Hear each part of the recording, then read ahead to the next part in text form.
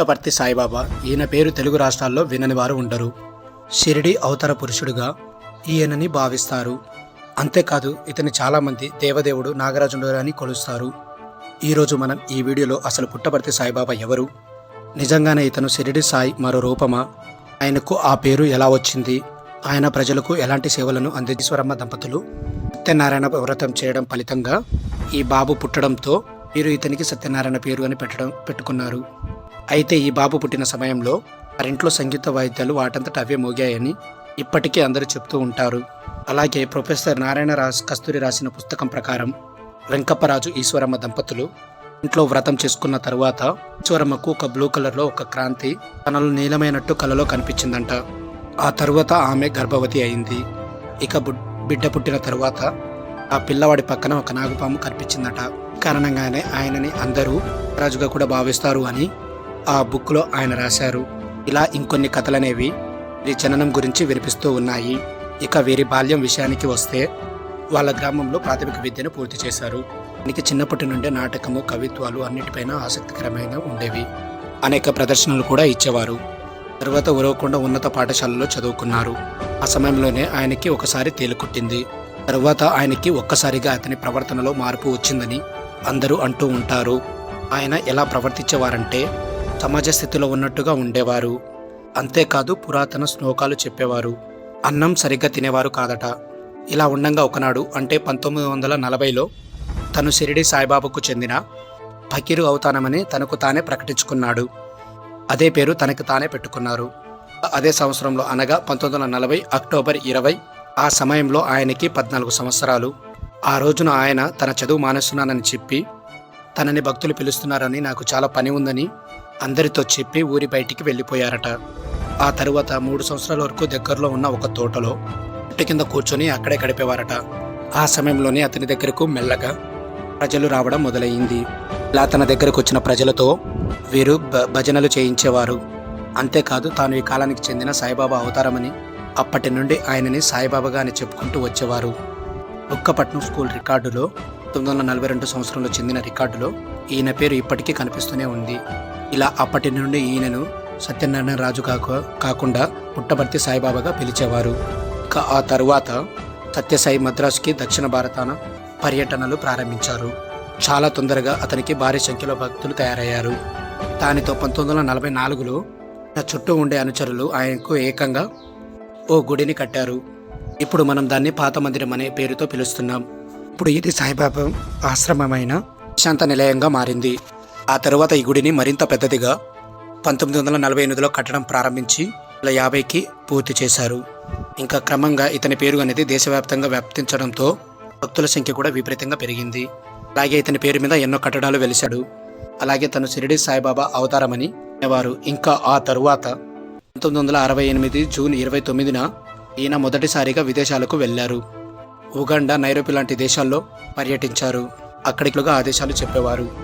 ఇక ఆ తరువాత పుట్టిన గ్రామమైన గొల్లపల్లికి వచ్చి స్థిరపడ్డారు. ఆ గ్రామం అనేది తనకు ఎంతగా ఇష్టమైన ప్రదేశం కావడం వల్ల ఆయన చనిపోయే వరకు ఇక్కడే ఉండాలని చెప్పేసి నిర్ణయించుకున్నారు. ఇంకా సత్యసాయికి ఉన్న క్రేజ్ కారణంగా భక్తులు ఈ గ్రామాన్ని గొల్లపల్లి అని కాకుండా పుట్టపర్తి అని పిలుస్తున్నారు. ఇంకా ఒకప్పుడు గ్రామంగా ఉన్న ఈ ప్రాంతం ప్రస్తుతం బాగా అభివృద్ధి చెందింది. ఇక్కడ ఒక విశ్వవిద్యాలయం, చైతన్య జ్యోతి, పెద్ద మత ప్రదర్శనశాల కూడా ఇక్కడ నిర్మాణం చేశారు. దీని డిజైన్ ఎంత అద్భుతంగా ఉంటుంది అంటే ఎన్నో అవార్డులు సైతం వచ్చాయి. ఎంత బాగుంటుంది ఈ మత ప్రదర్శనశాల. అంతేకాదు ఒక ఆధ్యాత్మిక మ్యూజియం, ఒక railway station, airport, indoor stadium లాంటి ఎన్నో సదుపాయాలు ఇక్కడ ఏర్పడ్డాయి. పుట్టపర్తి ఆశ్రమానికి దేశ విదేశాలు చెందిన విఐపీలు వచ్చి ఇక్కడ దర్శించుకునేవారు. ఇంకా సత్యసాయిబాబా 80వ పుట్టినరోజున ప్రపంచ నలుమూల నుండి 10 లక్షల సందర్శకులకు వచ్చారు. ఇందులో భారతదేశం నుంచి 180, ఇతర దేశం నుంచి వచ్చి వారు. తరువాత సుప్రభాతం మొదలవుతుంది. ఆ తరువాత వేద పారాయణ, సంకీర్తన, భజనలు జరిగేవి. తరువాత ఆయనని చూడటానికి వచ్చిన వారికి దర్శనం ఇచ్చేవారు. ముఖ్యంగా అగ్రనేతలు సచిన్ టెండూల్కర్ లాంటి వారు పుట్టపర్తికి వచ్చి సత్యసాయిని దర్శించుకునేవారు. అదేవిధంగా సత్యసాయి ట్రస్ట్కి కోట్ల కొద్ది విరాళాలు ప్రపంచ నలుమూల నుండి వచ్చారు. సుమారు నెల రోజులు అయిన తర్వాత కూడా ఆయన హెల్త్ సెట్ అవ్వకపోవడంతో 2011 ఏప్రిల్ 24వ తేదీన అనగా తన 85వ ఏట తను చనిపోయారు. ఇక ఇతని మరణాంతరం సత్యసాయిదేవ పార్థివ దేహానికి వేద మంత్రోత్సవాల మధ్య మహాసమాధిని కట్టారు. పుట్టపర్తి ప్రశాంత నిలయంలోని కుల్వంత హాల్లోని అన్ని కార్యక్రమాలు శాస్త్రోత్తకంగా జరిపారు. 2011 జూలై 15 నుంచి సత్యసాయిబాబా మహాసమాధిని భక్తులు దర్శించుకోవడానికి వీలు కల్పించారు. ఇక ఇప్పుడు మన అసలు ప్రశ్న విషయానికి వస్తే, నిజంగా పుట్టపర్తి సాయిబాబా అసలు దేవుడేనా అనే విషయం గురించి ఇప్పుడు మాట్లాడుకుందాం. సత్యసాయిబాబా కారణంగా పుట్టపర్తి రూపురేఖలు మారిపోయాయి. ఆంధ్రప్రదేశ్లో ఒక ప్రసిద్ధి పుణ్యక్షేత్రంగా పుట్టపర్తికి పేరు వచ్చింది. సత్యసాయి పేరు మీద ఎన్నో స్కూళ్ళు, కాలేజీలు, ఆసుపత్రులు, మెడికల్ కాలేజీలు మరిన్ని చాలా ఉన్నాయి. పుట్టపర్తిలోనే కాకుండా చాలా నగరాల్లో సత్యసాయి ట్రస్ట్ కింద నడిపే ఎన్నో సేవా కేంద్రాలకి 1977లో రద్దయింది.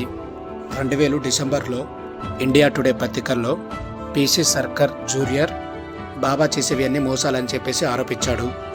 బంగారు వసూలు సృష్టించడం అందున బాబాపై గోల్డ్ కంట్రోల్ చట్టాన్ని ఉల్లంఘిస్తున్నాడని ఆలోచిస్తూ 1986లో కోర్టులో పిటిషన్ కూడా దాఖలైంది. ఆ తర్వాత ఈ కేసుని కొట్టేశారు. సత్యసాయిబాబా చేస్తున్న మహిమలని తను కూడా చేయగలడని 2004లో సీక్రెట్ స్వామి ప్రకటించారు. ఇక సత్యసాయిబాబా 1971లో వాల్టర్ కోవాని తిరిగి పుట్టించారనే కథ కూడా ఉంది. దీనిపై నమ్మకం లేదని బ్రిటిష్ జర్నలిస్ట్ మిక్ బ్రోన్ 1998లో స్పిరిచువల్ టూరిస్ట్ అనే రచనలో చెప్పారు. లండన్లో బాబా ఫోటో పైన విభూతి రావడం గురించి కూడా అదే పుస్తకంలో మిక్ బ్రోన్ రాశారు. బాబా భవిష్యత్తు కోసం చెప్పిన విషయాలకు జరిగిన విషయాలకు కూడా సంబంధం లేదని చెప్పేసి అందులో రాశారు. ఉదాహరణకి అక్టోబర్ 2007లో సత్యసాయిబాబా చంద్రులో తన విశ్వరూపం చూపిస్తానన్నాడు. ఆ సమయంలో వేలాది మంది ప్రజలు ఆ దృశ్యం కనిపిస్తుందని ఆశ్రమంలో ఎంతోసేపు వేచి చూశారు. కానీ అలాంటిది ఏమీ అక్కడ జరగలేదు. దీనితో బాబా కూడా 1 గంట చూసి తిరిగి తన నివాసానికి వెళ్ళిపోయాడు. ఏది ఏమైనా విమర్శనలు, అవమానాలు ఇవన్నీ పక్కన పెడితే ప్రజలకు ఆయన చేసిన సేవ, ఇప్పుడు ఆయన పేరుతో ట్రస్టులు చేస్తున్న సేవలు మాత్రం ఎంతో మందికి ఉపయోగపడుతున్నాయి.